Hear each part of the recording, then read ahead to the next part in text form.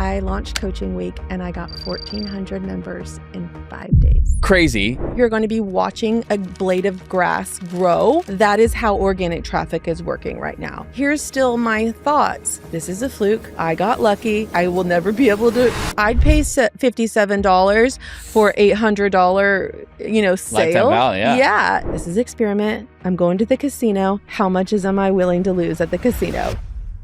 That was Sarah Williams, and she built a multi-7-figure subscription box business out of a small Texas town. And then she turned around and built a second business teaching other entrepreneurs how to do the same thing. Today, she's going to talk about how she went from 19 members to 1,700 in 1 year, the Coaching Week framework that converted at 43%, and the casino mindset that unlocked her ad spending. And wait until you hear what happened when she applied this same playbook to a blow-dry bar. Let's get into it. Sarah, welcome. I'm so excited to be here. Okay, I want to dive in because you got a unique perspective for both product-based businesses as well as information-based businesses and subscription-based businesses. So I want to dig into all of that because the marketing has changed and evolved with how you have been growing each of these businesses, but I want to give people context. So let's talk about like your business today. Okay, which one? Well, good question. Let's give people a high-level perspective of the types of businesses that you're in. So my first business is my love, is my passion. I have an e-commerce business where I specialize in subscription boxes.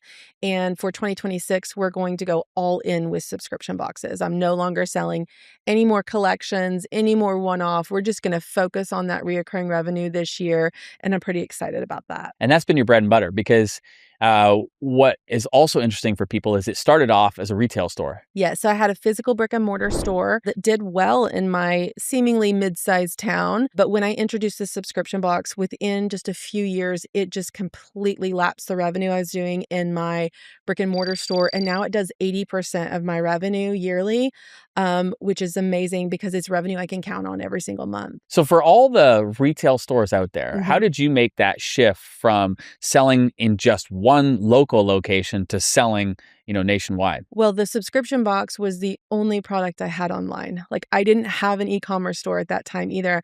I was like, I have to set this up, but the only way I can do that is online for the reoccurring payments and all of that to hit. So essentially it was my only online product that I had at that time. And that built into, 2020 where everything went online. So then my whole store went online, but it was the first piece of e-commerce that I started, and then that just shifted the whole business. So how did you think about what to include in the subscription box? Well, I knew my customers very well. I had been running my brick and mortar store for about 4 years. And so it was easy because I knew my average order value. So I knew how much to price it at. I knew what they were spending when they come in. And I just took my top 3 best-selling categories and I curated my subscription box around those categories. It was what people love to buy. It was what they repeat bought when they came in the store, what they wanted more of all the time. And so that's how I created the subscription box. And what's interesting for everybody watching and listening is that you just took a moment and said, what are my best people buying? Yeah. And how could I just give that to them more often? Yeah, it was a need for me to want to create a VIP experience. What was happening back then was I would do a Facebook Live and I would show my new things every week. And by the time people got to my physical location, a lot of times they were sold out. I didn't have a lot of depth in stuff as a new store owner. And so that led to disappointment. And I thought, I don't want to disappoint people anymore. What if I made this box where it was the first time they saw it, it was exclusive, and they just could subscribe and they never had to worry about coming and it being sold out. So I wanted to create that experience for that customer I was seeing come in my little gift shop every single month to buy something for somebody else or buy for themselves. That's kind of where the idea started. And then you've got to think back, this is 2016. Subscription boxes were out there, but we only saw big retailers doing them.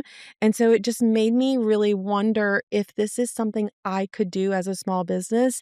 And it was just wildly successful. Well, it definitely has taken off in a big way. You've got now thousands and thousands of subscribers. I want to take you back to the moment, though, when you decided to close your retail shop and focus solely on the subscription box. What was that like? So it was the year 2020, and shopping habits changed drastically that year. And I was always afraid of if I didn't have the store, would I still have the subscribers? And 2020 showed me I didn't need that. And so needing the space, needing the room to grow, we closed the retail shop at the end of Christmas holiday in 2020 and went into a warehouse there locally in my town. We did create a little faux boutique in the front of the warehouse. So when people came to pick up their subscription boxes, because my local subscribers were still picking up, they got to kind of see the mannequins and a few table displays. And so it still felt a little bit, and they would shop every time they would come in to pick up. It was like I was bringing traffic in and they've already paid me for their box and they were buying more things. So it just worked. And we've been there ever since. So now the primary business is your subscription box where you're serving thousands of people. What are you sending in that subscription box? So I had our main, I would call it like our hero subscription is the Monogram box, which will be changing this year. We're rebranding this year, but it's 3 to 5 items plus a t-shirt and an accessory. So any given month, you're going to get a cute crossbody, a pullover, a blanket, some lotion, some bracelet stacks. Like it's really girly. It's for women. And it's just a gift to yourself that you get something. Well, I could tell Kyle behind the camera. He's like, lotion box, earrings. I'm in for that. He's all in. Yes. Okay. So the subscription box business is taken off. Yep. Then you launched a second business. Yes. Talk to us about that. So 2018 is my year of scale. My subscription box was just out of control. It's the year I took TME. In the best way. Best kind of way. Scary, overwhelmed. I think most entrepreneurs, and maybe this is not true, but most entrepreneurs that are similar to me just create this thing. They want to sell something fun that's meaningful to them and hoping it pays, the car payment or the mortgage, right? So now I'm a little overwhelmed. The business is outgrowing me as I knew it. And so it was coming fast and furious. And on the sideline, people are watching this explode and they're like, what are you doing? How are you sourcing products from overseas? Where are you buying packaging? Like, tell me how to do this. You're getting a lot of questions. A lot of questions. And I'm going to share. That's what I do. And I'm in the DMs at midnight. I did this and I did this. And I started to feel like, okay, there might be something here. Okay, I want to pause there for a moment. When you're thinking there might be something here, yeah, like what are you thinking? Like there might be something here in that I could get paid to teach people? Yeah, I was already immersed in TME, and that's how I very quickly doubled my subscription in 2018. And so I already had that membership knowledge in my brain, even though I'd taken TME for a different reason to grow my subscription box. Everyone around me was doing memberships. I was like the lone product person in TME back then. And so it was ingrained in my mind that knowledge is a membership. And here I have this knowledge. And so I took on 3 clients that next summer. I charged them very little amounts of money. And I said, I'll coach you for 3 months and then we'll launch. And I took 3 of them on. All of them launched successfully. One of them sold out on their first launch. And I was just like a proud mom in that moment. And I was like, my babies did it. And it was like, okay, there's something there. And I was hesitant about it because I wasn't one that showed up on camera. And this knowledge-based business was going to be about my knowledge, my expertise. And that made me hesitate in a lot of ways. And I had a lot of self-doubt about who I was and am I really an expert? Did I just get lucky and this thing took off? And I had a lot of lies I was telling myself that I wasn't good enough at that time. But I was immersed in this world of other entrepreneurs that kept pushing me forward. And I think that was probably the most pivotal thing I could have been in to actually launch my membership called Launch Your Box. So now it's fall of 2019. I have no sales page. I have nothing set up, but I have been answering DMs for a year now. And I say, I'm going to start this thing called Launch Your Box. I don't have anything built. I would like to build it with you. It's going to be $57 a month. And if you're in, here's a link. And I sent about 50 DMs out. To people that you had been chatting with? Yeah, just people I had been chatting with. And I got 19 people to sign up. And those were my first members. And that was August of 2019. I plan to launch with actually some content by March of the next year. And you know what happened in March of 2020? Mm. Um, I did it anyway, and I got 100 members on my first launch, and now I had a thing. This was real, and, I struggled with those 19 members for a while, and I think anybody that starts a new membership, there's this struggle point of not having enough members that you have to drive all the conversations all the Mm. time. I struggled with that, and then on the flip side, I had this very large e-commerce business that was making a ton of money, and I was making, like, $1,000 a month You're over like, is it here. worth it? Yes, I'm like, "I am spending so much time building out what I think this could be. I don't know if it's worth it, but I need to give it a proper trial run." So March, I launched, I got 100, that felt better. I thought, "Okay, now I'm making $5,000 a month." Still, I'm making like 100 grand a month on the e-com business. And I was like, "Okay, if we're gonna do this, we gotta go all in." And I did another launch in July, I got 400 members. And then I met with you in September of that year, and I was part of your mastermind at that point. And, we were just casually talking, and, I was just like, "I gotta figure out how to get more people in this. I needed to make it really worth it for me." You said, "Well, how do you get people to join?" I said, "Well, if they could just hang out with me for a week, they would join because they would know how knowledgeable I am." Said it very jokingly, casual, flippant, and you looked me straight in the eye and you said, "How do you make that happen?" And you just walked away. And I just sat there and I was like, "I'm gonna develop this thing called Coaching Week." Yeah. And in October, I went back, and 3 weeks later, I launched Coaching Week, and I got 1,400 members in 5 days. Crazy. You come off of this launch and now you got thousands of members. How are you feeling in that moment? Overwhelmed. I had Mm. no community manager. I had basically done everything for this membership by myself. My team was working on my e-com business. So I was like, I need a team now. I need to hire some people. So I need help now.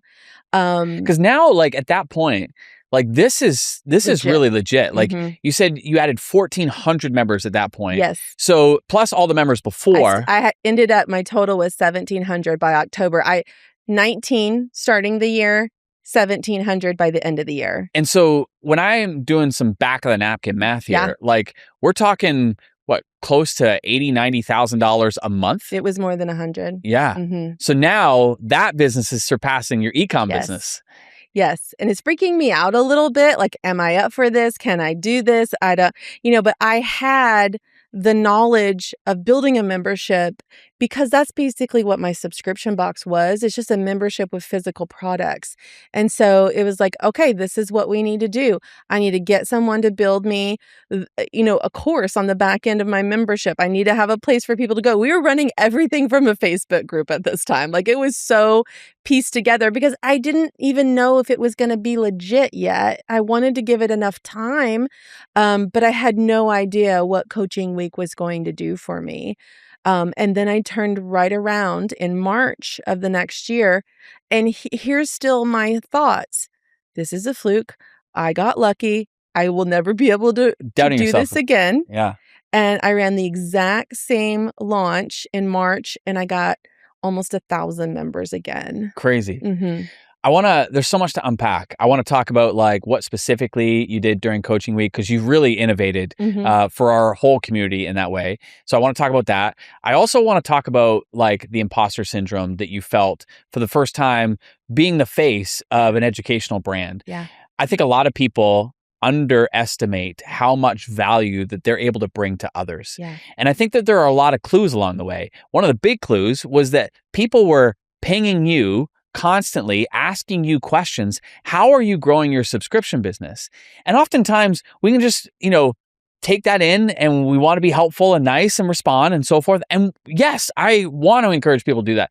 But at the same time, it's a big clue. Like you said, there's something here. hmm And so how do you go from like this, there's something here to like, oh my gosh, that would mean I'd have to get out in front and I'm not comfortable with that. But you overcame that. And I want to unpack that a little bit because there's a lot of people who hold themselves back from the fear of, oh, I can't do that. That's not me. I think the first thing for me was I wasn't publicly front facing yet. There were pictures of me, but I wasn't front facing live video yet. it was only to my 19 people. So it allowed me to get comfortable, and I felt very comfortable in that space. Then came along 100 people, then came along 400 people. Now I'm more comfortable, and now I'm publicly facing, live doing video. And so I think it's like not all or nothing. I think you got to work yourself into that. I tell people right now, like, if you're not comfortable with face to camera, do a reel with a voiceover. Your voice is so deeply connecting. Start there with your hands and your voice or whatever you're working on. Then work your way up to a short reel of your face is way easier than a 20-minute Facebook Live if you're not ready. But you don't have to jump in and do everything at once, because that will paralyze people. If you help them take those little bite-sized steps. And I was lucky in the sense that my membership just grew right on time for me. And you can see so much self-growth in those first few years of my membership. It's like I was growing up with my membership.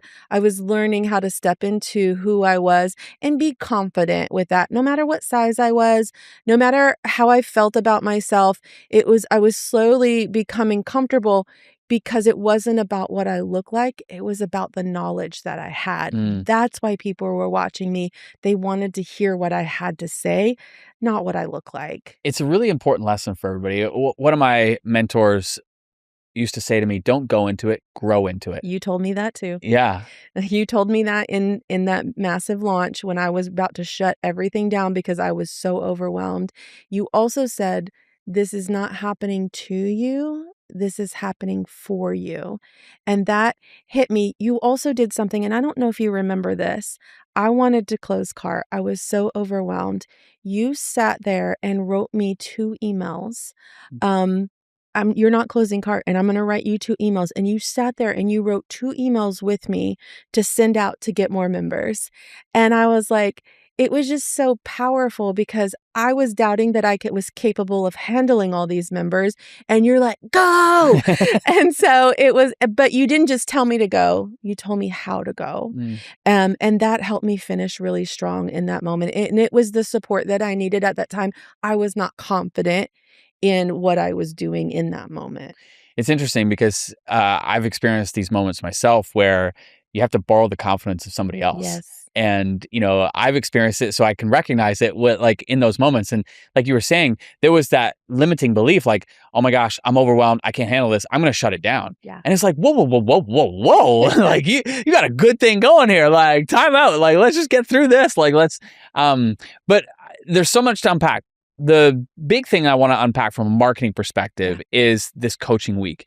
You invented this. Yes. So it came from the premise of like, if people will just hang out with me, they'll want to buy. They'll see how much knowledge I have, and they'll want to be a part of my community. Okay, so then how do you go from that to like designing a coaching week? So I thought, okay, I need to give them a quick win, because if they can walk away with something on day 1 that really gives them, they'll come back for day 2. So how do I deliver that? I delivered a kind of implementation style workshop on day 1 where we're going to do something together, and it was visual. I needed them to see what this could look like for their business, to understand all the nitty gritty stuff. Do you remember what the workshop was? Yeah, it was my 6 and 60 workshop. I called it the Post-it Note Challenge then, but now, copyright, trademark, I can't really call it Post-it Note.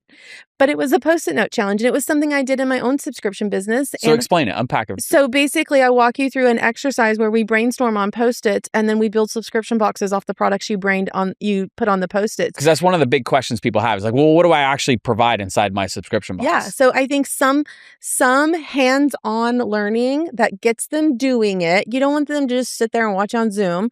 Gets them doing it, and then they walk away with an aha.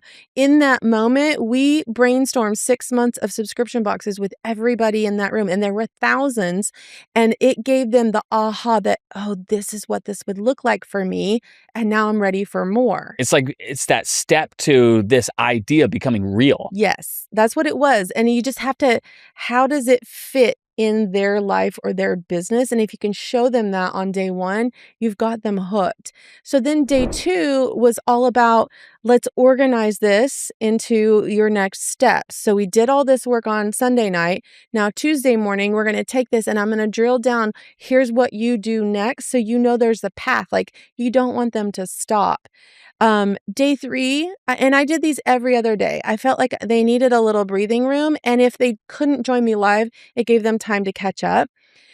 Day 3, we did one of our favorite things that we do in the membership, which everyone loves, and it was box reviews. So I have members send me boxes and I open them sight unseen on camera and give my honest feedback to them.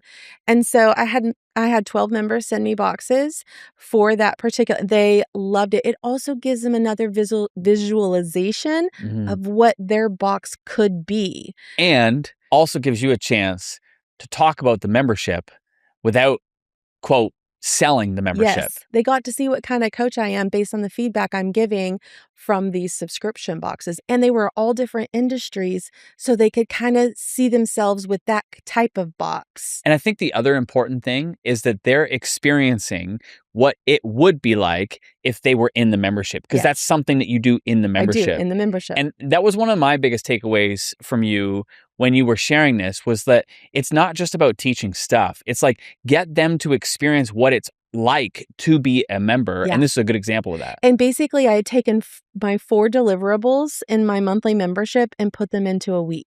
So I did a training lesson, I did a follow-up, I did a box review, and I did a Q&A. That's what I do in the membership. And then I invited my 400 members that I already had, I invited them to join us for free, like come, and it created a lot of buzz in this workshop because these were people that were going through the They're program. already your fans. Yes. And so it helped new members understand, and they're answering questions and they're being encouraged. And so that's how it all started. They hung out with me for a week and I converted at 43%. Which is bonkers, like absolutely bonkers. The other thing that we haven't touched on that I know, because I learned it from you, is most people wait to the end to offer their membership or, you know, whatever it is they may be selling. So they wait to the end of this week. And the thought is, I've built up all this goodwill. Now people will buy. And my lesson from Sarah is, I sell on day one. Sell on day one. Here's just my analysis from that. And also being a consumer, right? You're going to have the highest show up rate from day one. I also have the highest aha moments from day one. And so I don't want to wait until slowly people are dropping off all week long and they're realizing that this is going to be harder than I thought it's going to be. And I have the lowest show up rate on the last day. Why wouldn't I want to sell this to them on day one? And I go into this week like, this is not a week of sales pitch. This is the best $17 you are ever going to spend. Which, by the way, is another thing we need to unpack. But this is a paid coaching. Paid. Yeah. And I'm going to give you more than $17 worth of value, but I'm also here to tell you why Launch Your Box is a good fit for you. So I built in daily bonuses that would create a reason. You told me this, you got to give people a reason to take action. So I built in bonuses each day. The most bonuses are day one. And so you get all the things on day one if you go ahead and sign up. And I tell them that. I tell them before I start teaching for day one. I tell them after I start teaching. And then each day the bonuses are getting smaller and smaller, but you still get bonuses. So there's still a reason to buy all week long. And then I open the public cart on Friday. So anybody that joins day one, they get the most bonuses. Yep. Day 2, it's slightly less, but there's still a reason. Day 3 and so forth. But every single day, there's a new reason for people to join. Absolutely. And how do you go about that? Do you go into a full-on presentation about it? Is it a subtle mention? Talk to us about that. Subtle mention. Like I said, I mentioned it before we get started with the workshop on day one. Like, I'm going to tell you about Launch Your Box and just kind of casually, this is what we do. This week is designed for you to take a peek inside what we do in Launch Your Box. If you want to go ahead and join us after the week, go ahead and sign up now because you're going to get this bonus, this bonus, this bonus, and this bonus. And I would love for you to be on the VIP chat tomorrow with me, whatever that is. And so And then at the end, people are loving the exercise. They are like, oh my gosh, I see this for myself. There's so many quick wins in that first workshop. That's when they know they want to join, because now they need help implementing this plan we just made. And so I spin it again. Don't forget, if you already know that you want to join, it's not a hard sell. If you already know you want to join Launch Your Box, get in tonight, because tonight's bonus, it only good through midnight. So you want to get in, grab that bonus, and then I'll see you tomorrow. I'm doing an interview. That was another part of the week of hanging out with me. I'm interviewing one of my members every single day. And so they can come watch the interview. I'll be back on Tuesday for the next training lesson. But every day I had a live, whether that was an interview or a training, and every day I could invite people to join and talk about that day's bonus. We're going to provide everybody a full-on detailed breakdown of each day and so forth. And I'm just going to encourage everybody to click the QR code that will maybe magically appear here, or the link will be in the description. But this is Coaching Week is done over how many days? 5 days. So I start Sunday night, I end Friday. And Friday is also my public open cart. And I run the open cart from Friday morning until Monday night of the next week. So typically a full on 8 days between Coaching Week start and launch closes. And there are 3 trainings. 2 trainings, a box review, and a Q&A. It's amazing. And it's been incredible to watch you grow both your subscription box business and now your educational business, where you're teaching people how to launch them. And fast forward, a lot has changed in marketing. Yeah. And a lot has changed in the way in which you are attracting new members. Yeah. In fact, I know this year you've shifted a lot of your paid marketing strategies. Yeah. And I want to unpack that, because what were you doing before and what are you doing now? I have built both businesses very successfully organically with a little ad spend for a launch. And it's been great, but as the years tick by, that the results are less and less and less. And so it feels like I'm doing more work organically for less results. So that would be like Instagram, Facebook. Yeah, like Facebook Lives, emails, posting, stories, reels, all the things. Podcasts, YouTube, Pinterest. Like I'm everywhere, right? Organically. And I'm exhausted. I'm exhausted.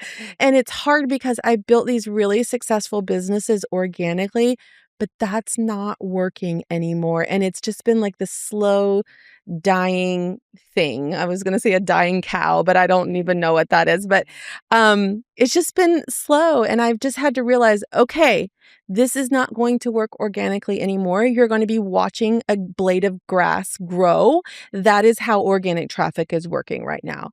And so I really have spent the last year dialing in and learning Facebook, Meta ads in general, YouTube ads. I've dialed down. That's been amazing too.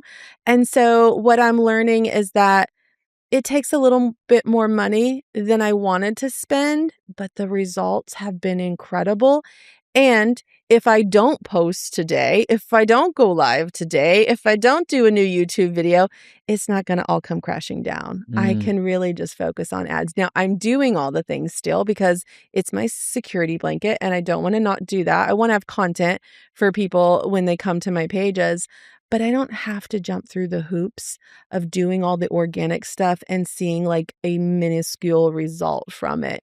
My ads are driving everything. And I have basically 3 types of ads that I'm running. I love doing page like ads. It is growing my following very inexpensively on both the e-commerce brand and the coaching brand. Those are easy to do. I also run an opt-in ad year round for my e-commerce business. Those are coming in about 70 cents a pop. Which is bonkers. Which is a simple phone wallpaper. It's a free, and what happened, it says design from my t-shirt. So it's tying in my style and my design on a phone wallpaper. And then I'm the funnel takes them to my t-shirt club. For Launch Your Box, I have two that really perform well. One is my packaging cheat sheet coming in under $1 right now, which is awesome.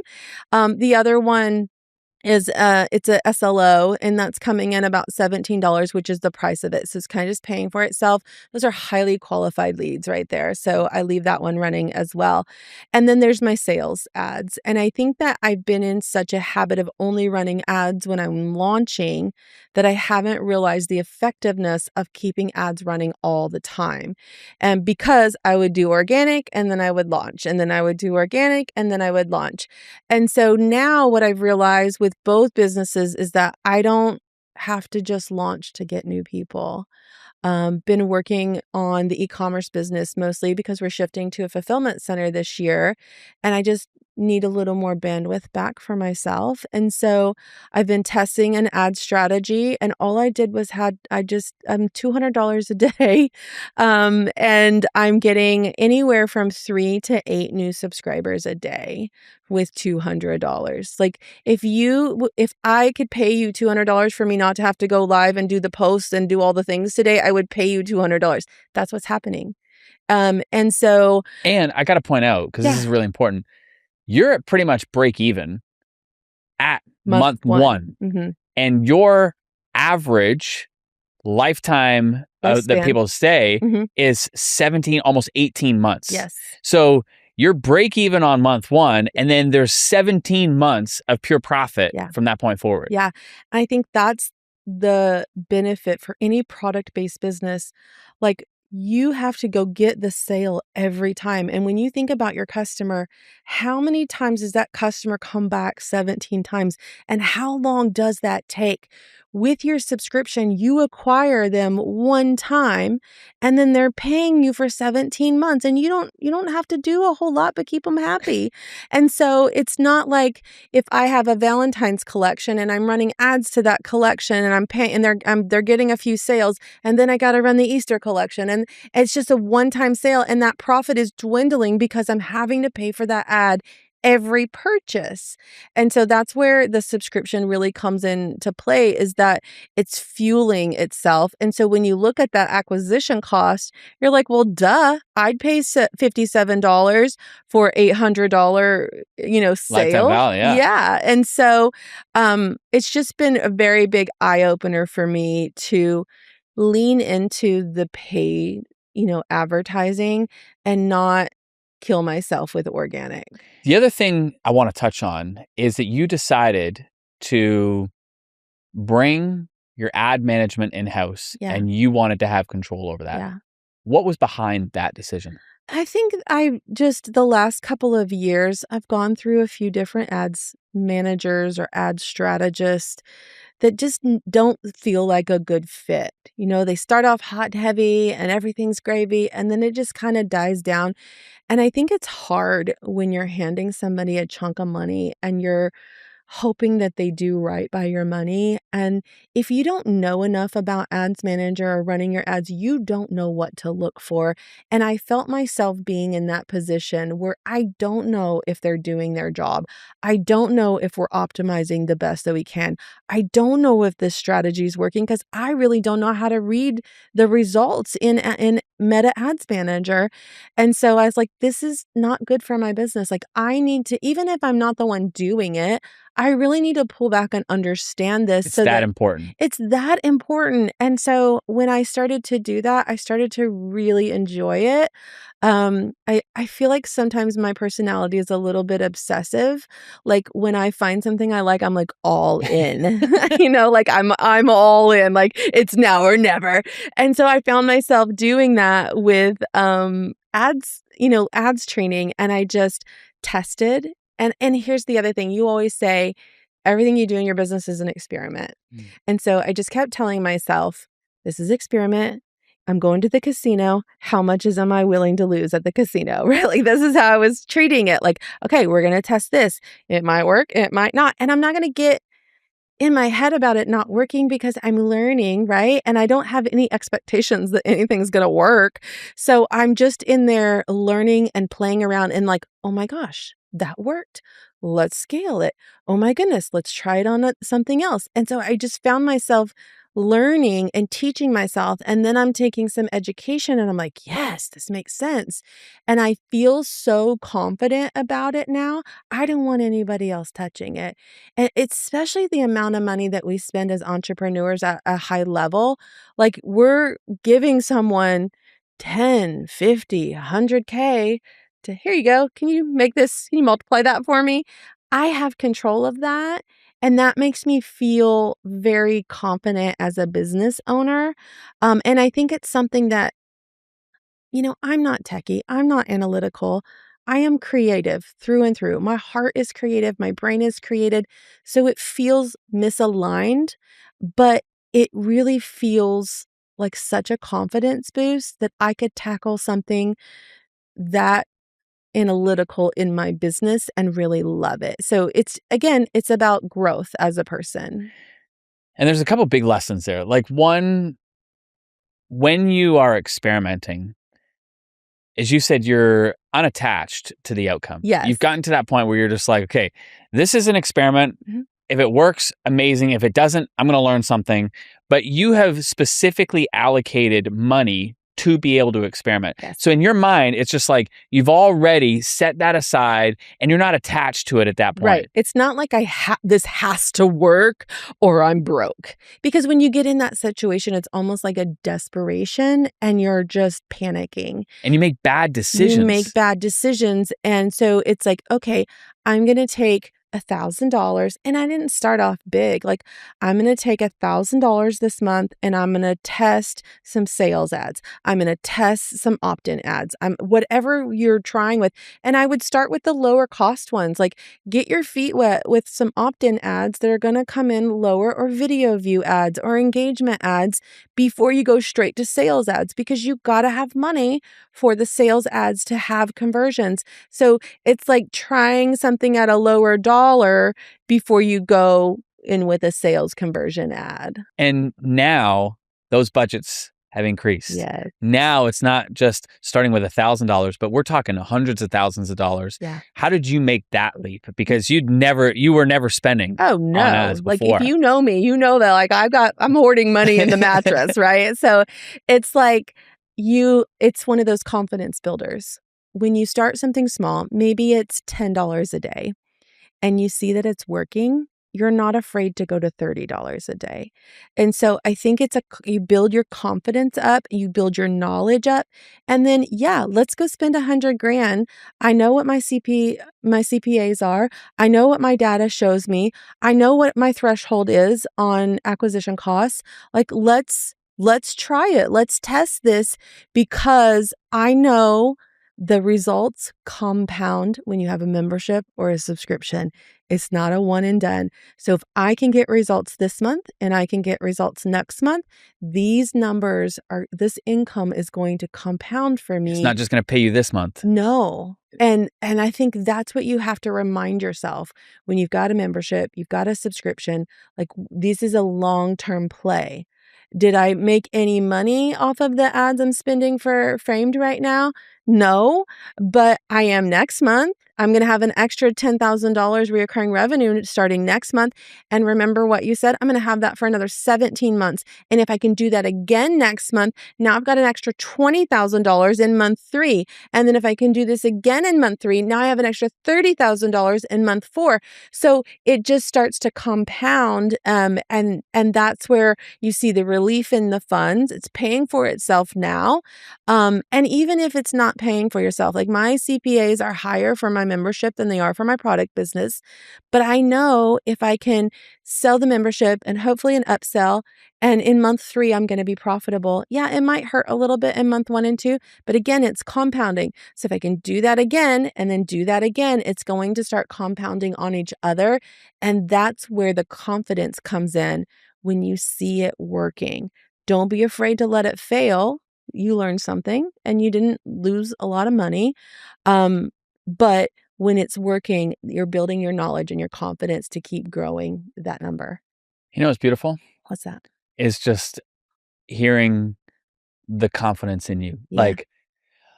Like you just said there, and you spend $1,000 and the next thing you know, you're spending $100,000. Look at you. It's just like, and then you're dominating the world. And who would have thought, I love it. I love seeing the growth. I love seeing the way in which you've grown the business. Yeah. I love seeing how you have grown both the e-com business, how you've grown the educational business. And I love how you are applying the lessons from both to each other. And it's like this cross-pollination of learning. Well, I think the same thing goes to my blow dry bar. That was a great business when I bought it. It had lots of customers. It didn't have reoccurring, and it had no marketing. All I did for that business is a $10 a day awareness ad. And I've gone from 1 stylist to 5 because our books are full. All I needed was to be in someone's feed, $10 a day, in my local feed every day, just to remind them to book a blowout. They don't pay till they go to the salon. So it wasn't like I could see, CPAs on my ads, but I could see bookings from my ads. And sometimes all we need in our business is a little reminder that we're here, because visibility is low organically. And so you just need a visibility boost with your ads. I want to give people context, because the blow dry bar that you bought came because in a conversation, I remember you were like, hey, I'm making a bunch of money, and where do I invest it? Yeah. And so talk real quickly about that, because I think that's a unique mindset. Well, so my husband is big real estate guy, and he's like, let's buy real estate. And I'm like, that doesn't light me up. That doesn't sound fun. That doesn't light me up. And so in my mind, it was like, I needed something to light me up that I was going to invest my money in, so that it was, fun. That doesn't light me up. And so when the blow dry bar that I've been going to for 4 years was up for sale, I'm like, this is it. Lights me up. And what I knew about the business, it was a good business. It had no marketing, 0. I am great at marketing, and I get free blowouts now. So it was like a win-win. I think when you invest your money in something, it needs to be something that you're attached to. It's just been another great way to test marketing. And you buy the business, and immediately you said they weren't running any ads. They didn't have any subscriptions. So right away, you're looking at that. You're like, okay, these are 2 little tweaks that will make a significant difference. Yeah. And it's a franchise. So I had to go to the franchise and say, here's what I want to do for memberships. Will you allow me to do this? And it was a conversation we had when I bought it, because I knew that's what I wanted to do with it. I love some reoccurring revenue. And they were like, yeah. And so they built me these 3 packages. So I had 3 levels of membership. And it was a pricing issue too. They were priced for a high-end market. So I built these memberships, Wichita Falls prices, that was a no-brainer for people to join the membership. And so that was great. We ended the first 4 months with like 65 subscribers. And so that was paying my rent. Now my rent was paid just by my subscriptions. And so it was just immediate amount of income, because the salon hadn't been profitable since COVID. And so I was like, okay, first rule is to make it profitable and to get visibility. That was my first plan of action there. Amazing. This has been awesome. Packed full of takeaways and nuggets. As we wrap up, what marketing insights would you give for people who are wanting to grow their business? You've got e-com business, you've got online education business, you've got a service-based business. And so if you were to think about the next 12 months and the changes that we're seeing in the marketing world, what immediately comes to mind as far as advice? I think my biggest advice is to look at your ad spend as an investment in growth instead of an expense. I think we look at it as an expense line on the P&L, and it's really an investment that has a high ROI. And so I would just tell you that our biggest problem with all of our businesses is visibility. So if you can get yourself visible first, then you work on conversions next. then you work on your retention third. So first, we got to get visible because we don't have conversions if we're not visible. So if you're feeling frustrated that you're like, I have nobody buying, I've sold one membership or whatever, it's just because nobody's seeing you. It doesn't mean your thing is wrong. And I think that's the biggest thing that I combat daily in my membership with my students is that they think they're failing. And it's just because no one sees them. And so the first line of attack is to get visible. I love it. Where can people go to connect with you? You can find me at launchyourbox.com or you can find me over at framedbysarah.com. Amazing. Buddy, that was epic. Thank you. Woohoo! That was Sarah Williams. If this episode shifted how you think about launches, ad spend, or the math behind a subscription business, then hit subscribe because we got new episodes that drop every single week. I put together a free resource kit with Sarah's Coaching Week Launch Playbook, her casino mindset ad spend reframe, and her visibility first marketing framework. Just scan the QR code or grab the link in the description. Now, next week, we got Ashley Alderson. She built one of the most loyal membership communities I have ever seen, and she did it from a small town that nobody's ever heard of. And we're getting into the moves that she made when she had no audience and no playbook, and what changed when she finally bet on herself. You won't want to miss it.